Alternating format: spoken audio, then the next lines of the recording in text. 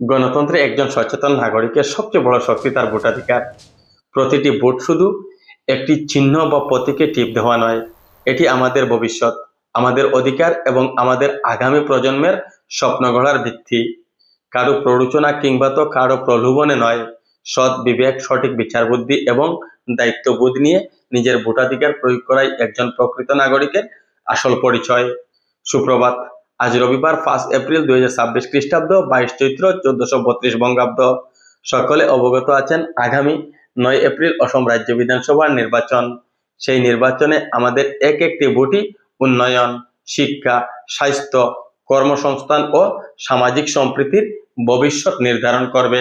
তাই আসুন আমরা সকলে সচেতন হই, অন্যকেও সচেতন করি এবং নির্ভয়ে ভোটাধিকার প্রয়োগ করি।